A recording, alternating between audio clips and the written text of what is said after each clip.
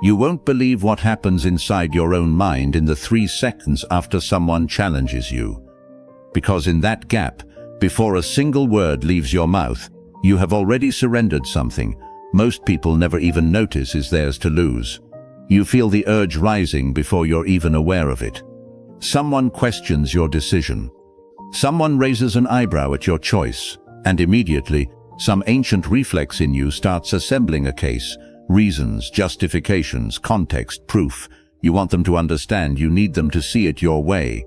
And in that single need, in that quiet, desperate reaching for their approval, you have already lost the one thing every Stoic emperor, every slave philosopher, every soldier who ever stood on a battlefield facing certain death understood as sacred: your own sovereignty.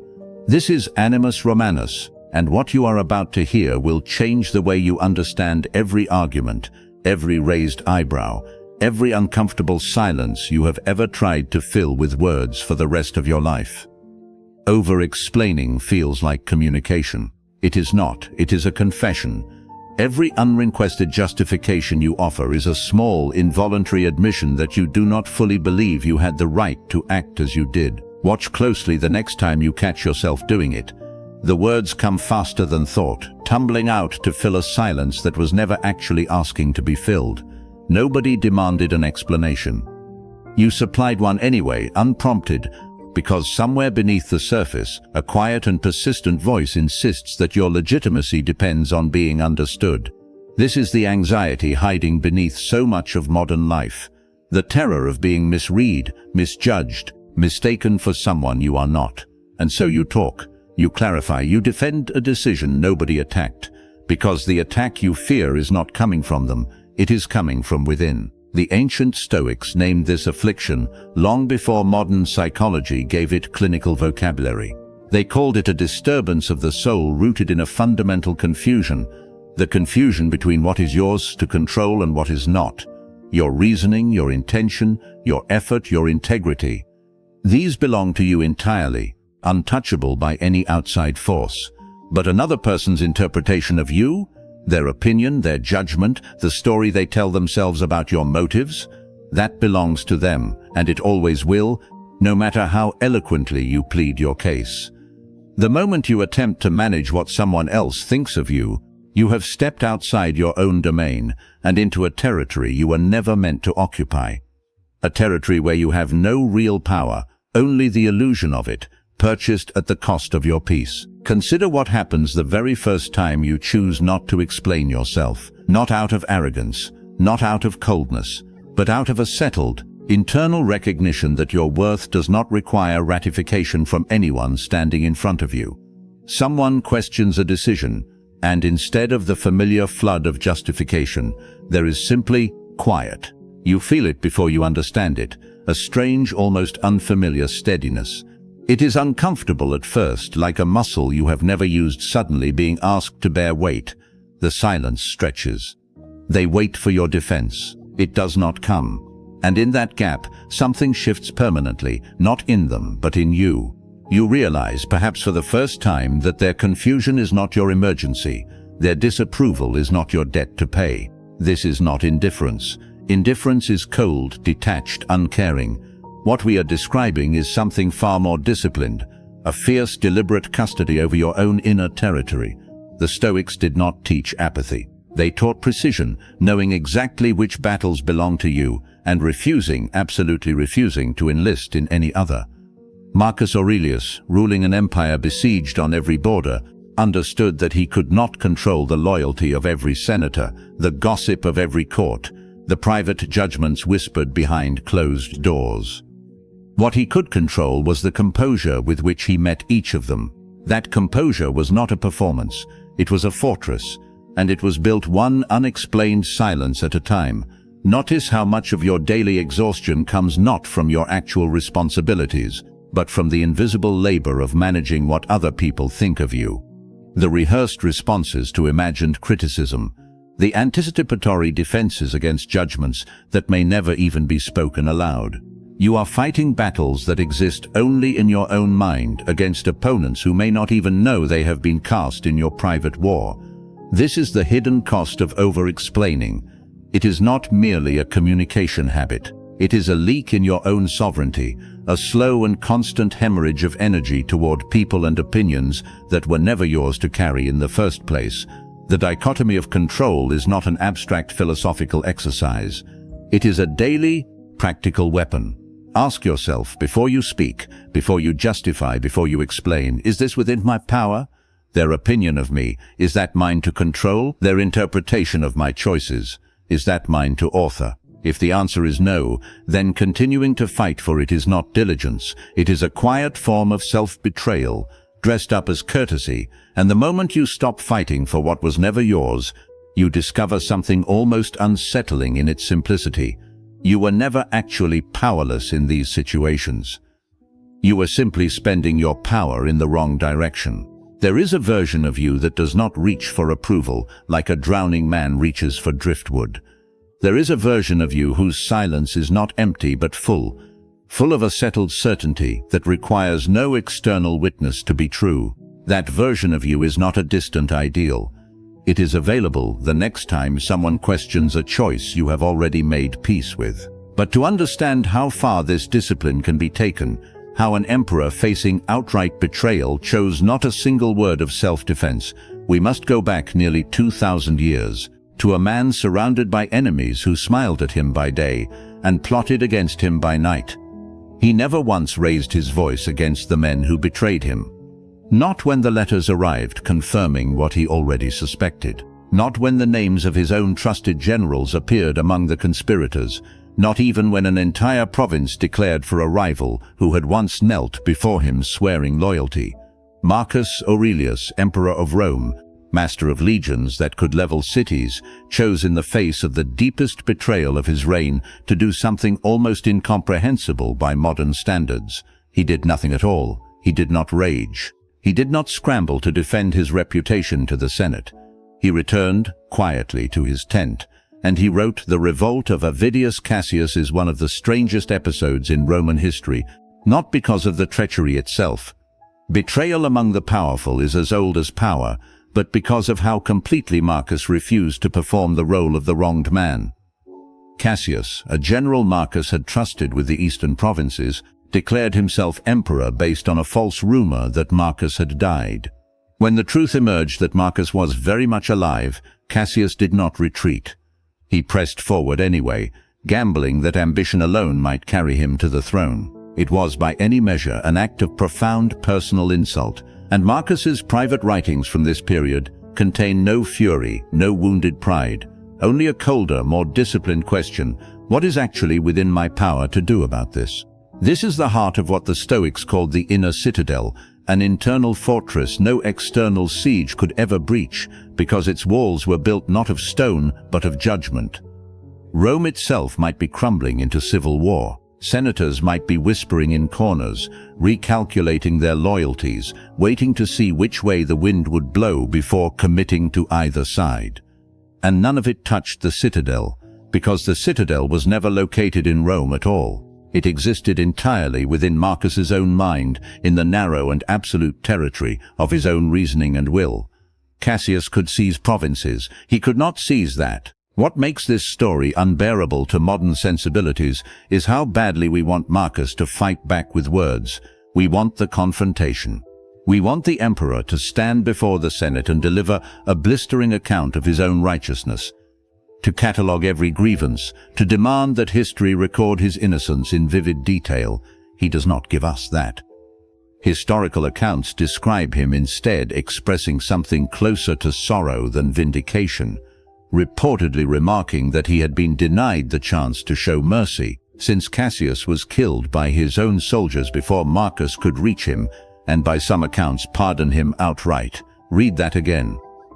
The emperor's private ambition, in the face of an armed rebellion against his own throne, was not vengeance.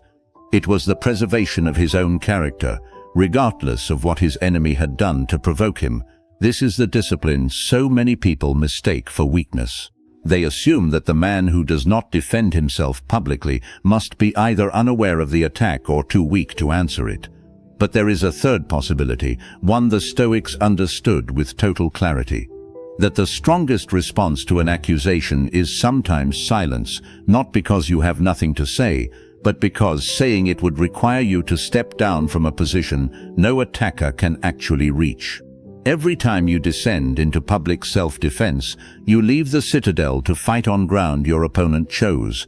You grant them the one thing they were actually after all along, not your ruin but your reaction. Public turmoil has a particular gravity to it.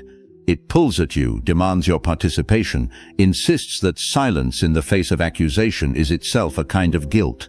This is precisely the illusion the inner citadel is built to resist. The crowd's need for a spectacle is not your obligation to fulfill. Rome needed noise, drama, a clear villain and a vindicated hero, and Marcus, sitting alone with his private notebook, gave it none of that. He gave himself instead a single ruthless discipline: return again and again to what is actually yours to govern. Not the outcome of the rebellion, not the loyalty of wavering senators, not the judgment of a public that would forget this episode within a generation. Only the quality of his own responses, moment by moment, remained his to command. There is something almost violent in how quietly this discipline operates. It does not announce itself. It does not seek credit. When Marcus wrote in the solitude of a military camp far from the comforts of the palace that a person's actions do not disturb the soul, it is the person's own judgment about those actions that does. He was not offering comfort. He was issuing an instruction, one meant to be practiced under conditions far more severe than anything most of us will ever face. An empire in revolt, a trusted friend turned enemy, a public hungry for outrage. And still the citadel held, not because nothing could touch him, but because he had already decided, long before the crisis arrived, exactly what was permitted to. The betrayal came from someone Marcus had elevated with his own hand. But the deeper betrayal, the one that actually threatens most of us on a daily basis, comes from something far more intimate than any general's ambition. It comes from the people who claim to love us the most, who cloak their objections in concern, who mistake our composure for arrogance and our silence for coldness.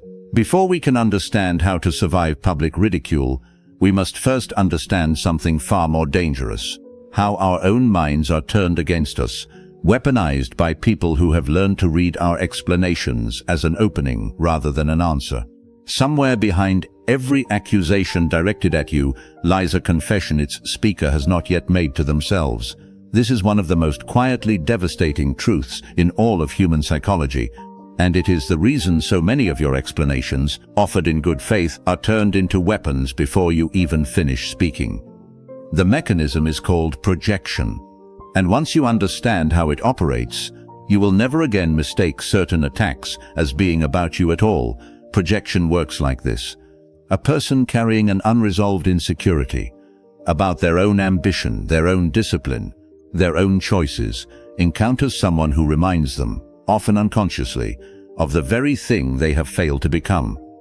And rather than confront that failure directly, which would require an honesty people spend their entire lives avoiding, the mind performs a sleight of hand. It relocates the discomfort, it projects the flaw outward onto you and dresses it up as criticism of your character. Suddenly you are too intense, too secretive, too much. What they are actually describing is the discomfort of standing next to a mirror they did not ask to look into.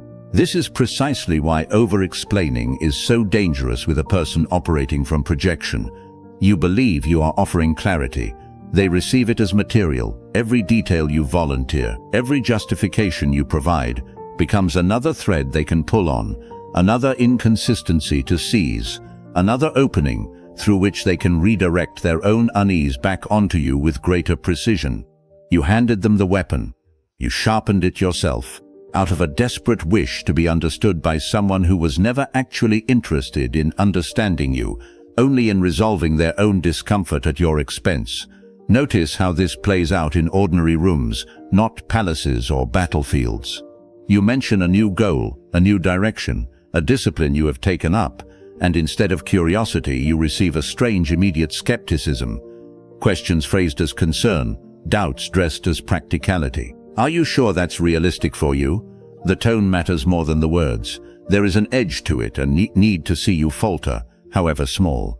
This is not always malicious in the dramatic sense. Often it is unconscious, a reflex fired by someone confronting, in your ambition, the ghost of their own abandoned ones.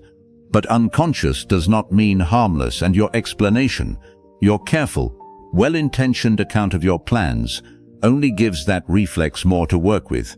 This brings us to a discipline the ancients understood instinctively, though modern psychology has only recently given it a name worthy of its power: strategic scarcity, not secrecy for its own sake, not deception. Strategic scarcity is the deliberate, disciplined withholding of information from people who have demonstrated, through pattern rather than single incident, that they cannot be trusted with the full picture of your intentions. It is not paranoia, it is precision. You are not obligated to distribute the map of your ambitions to everyone standing near you, especially not to those whose history suggests they will use that map to plot against your progress rather than support it. Consider the asymmetry at play whenever you share a plan before it is finished. The moment words leave your mouth, you have converted a private conviction into a public target. Anyone who wished you well needed no announcement to eventually see your results. And anyone who did not wish you well has now been handed advance warning, along with a timeline, a set of vulnerabilities, and every reason you offered for why this particular goal matters so much to you, which is, conveniently, exactly the information they would need to undermine it most effectively. Strategic scarcity reverses this exposure. It says, let the results announce themselves. Let the finished thing speak in a language no projection can distort, because it is no longer merely a claim to be doubted. It is simply, undeniably, there is a discipline in this that feels almost unnatural at first, particularly for those of us raised to believe that openness is always a virtue, that hiding anything from people close to us is itself a kind of dishonesty. But there is a profound difference between dishonesty and discretion. Dishonesty distorts the truth. Discretion simply declines to distribute it to those who have not earned the privilege of holding it responsibly. You can be entirely truthful in every word you speak while still governing, with total control which words get spoken at all, and to whom and when. Watch what happens once you begin practicing this. The people whose questions were never really questions, whose curiosity was always a probing for weakness, grow visibly uncomfortable in the presence of your silence. They circle. They ask again in slightly different phrasing, hoping to trigger the old reflex, the familiar flood of unrequested detail. And when it does not come, something remarkable happens. Their projection has nothing left to attach itself to. There is no thread to pull. There is no inconsistency to seize because there was never enough given to construct one. Strategic scarcity does not merely protect your plans. It starves the very mechanism by which projection operates, denying it the raw material it needs to survive. This is not coldness toward the people in your life who love you honestly and support you without ulterior motive. Those people do not require constant explanation either. Their trust does not run on a diet of proof. It is only the ones whose concern is laced with something else, something closer to relief when you falter than joy when you succeed, who reveal themselves the moment the explanations stop coming and the silence simply holds. And it is precisely these people, often the ones closest to us, sharing our surname, our childhood home, our holiday table, who present the sharpest test of this entire philosophy. Because the crowd of strangers is easy to withstand, it is another matter entirely when the resistance comes from your own family, from the people who raised you, who claim only to want what is best for you, even as their words seem engineered to keep you exactly where you have always been. There is a particular cruelty reserved for the person who tries to rise while everyone around them remains standing still, and it rarely comes from strangers. Fishermen have long observed a peculiar behavior among crabs trapped together in a single bucket. None of them need a lid. The moment one crab begins climbing toward the rim, toward freedom, the others reach up and pull it back down, not out of strategy, not out of any benefit to themselves, but as a pure automatic reflex against being left behind alone. This is not merely a metaphor for cruelty. It is a precise description of a particular kind of psychological gravity that operates most powerfully within families, within old friendships, within any group bound together by shared history and unspoken agreements about who each person is allowed to become. You feel it the moment you begin to change. A parent who once encouraged you suddenly grows quiet about your new direction, offering only cautious warnings dressed as wisdom. A sibling who shared your circumstances for years finds a way to diminish each small victory as though your progress were somehow an indictment of their own stagnation. A childhood friend, upon hearing of your new discipline, your early mornings, your refusal of old habits, responds not with admiration but with a strange, defensive mockery. Look who thinks they're better than us now. None of this is coincidence, it is the bucket, reacting exactly as buckets full of crabs always have.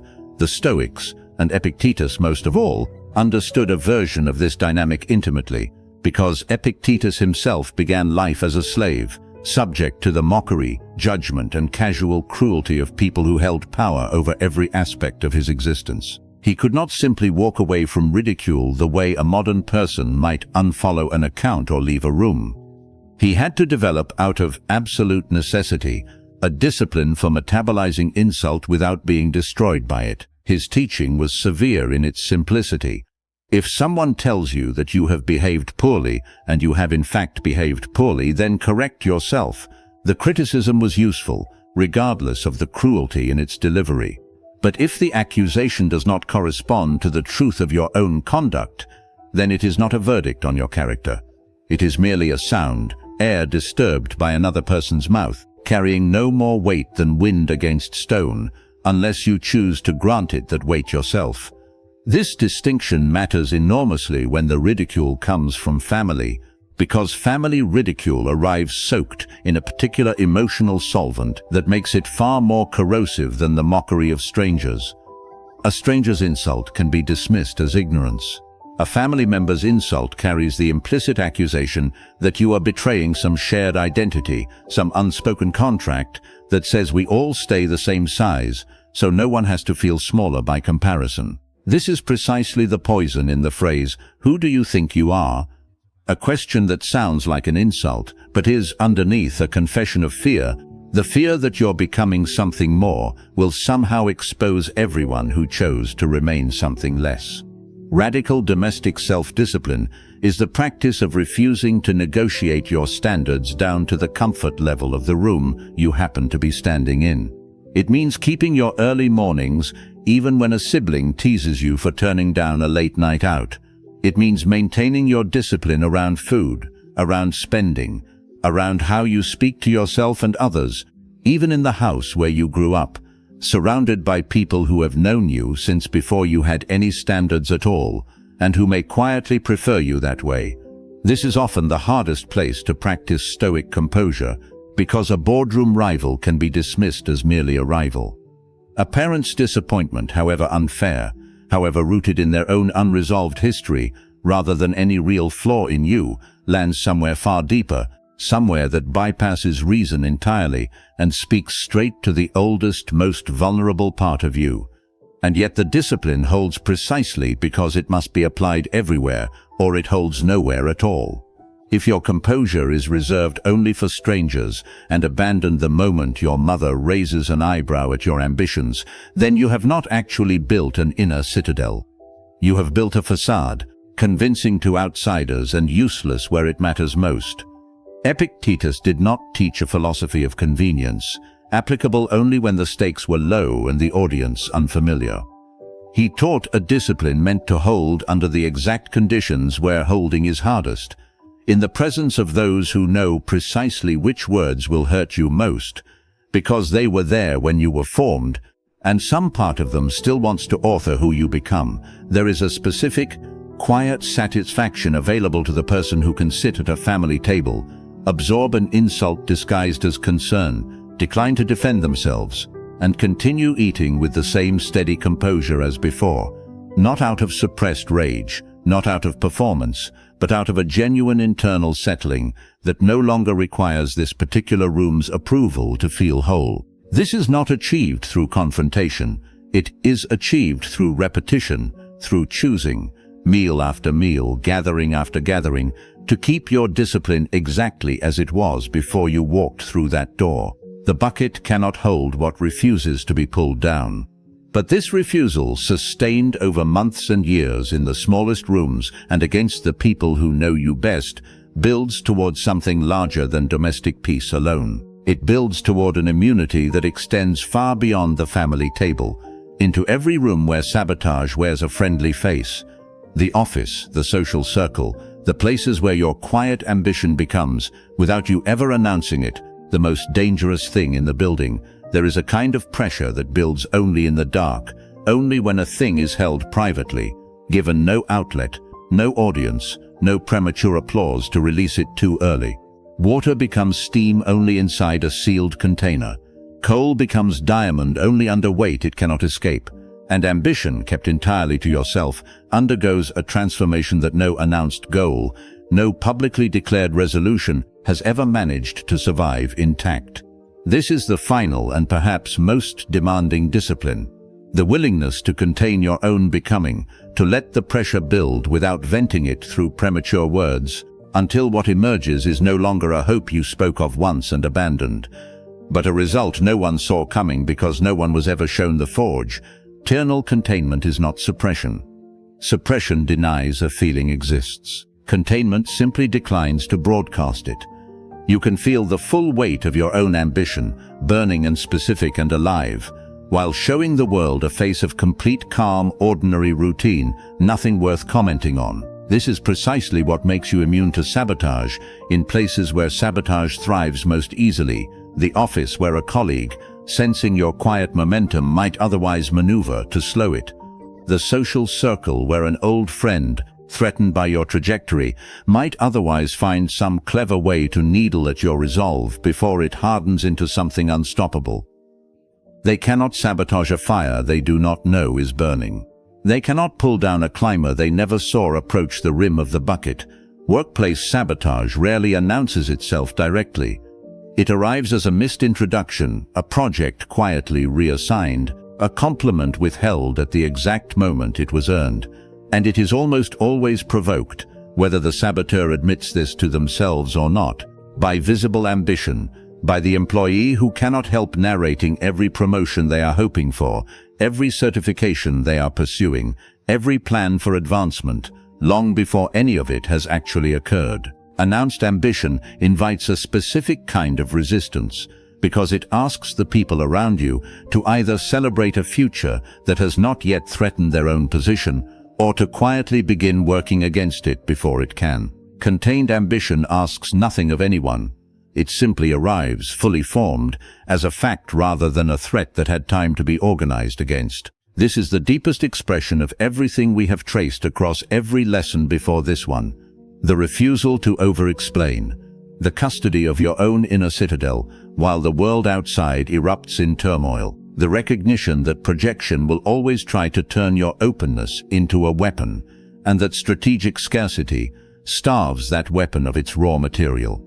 The discipline to hold your standards steady even at the family table, where the oldest and most practiced attempts to pull you back down will always originate. Each of these lessons is, in the end, a single discipline wearing different clothes, the absolute refusal to hand your becoming over to an audience that has not earned the right to witness it before it is complete. There is a satisfaction available to the person who executes quietly that simply does not exist for the person who announces loudly. It is not the satisfaction of applause that fades within a day, and worse, it must be constantly replenished, hunted for, performed for, becoming its own kind of prison. It is the satisfaction of a private knowledge, held entirely within yourself, that builds up something real while the world was looking elsewhere. No one can diminish what they did not see coming. No one can claim they doubted you all along when your success arrives already finished, already undeniable, offering no window during which their doubt could have mattered at all. This is sovereignty in its final and most complete form, not merely control over your reactions, but control over the entire timeline on which your life becomes visible to anyone else. Manipulation in every form we have examined depends on a single shared requirement: access. Access to your explanations, so they can be turned against you. Access to your plans, so they can be undermined before they mature. Access to your emotional reactions, so they can be provoked and studied and used as leverage. Deny that access, not through hostility, but through the calm, total sovereignty of a person who has simply stopped auditioning for anyone's approval, and manipulation finds nothing left to grip. It reaches for a surface that is no longer there. This is not coldness. It is the quiet, settled strength of someone who has finally stopped fighting battles that were never theirs to fight and started building, in total privacy, a life too complete to need anyone else's permission to matter. If this journey through silence, sovereignty, and quiet strength spoke to something in you, there is another video waiting on this channel that continues exactly where this one leaves off. Until we meet again in another video, Animus Romanus wishes you the steady, unshakable peace of a mind no longer for hire.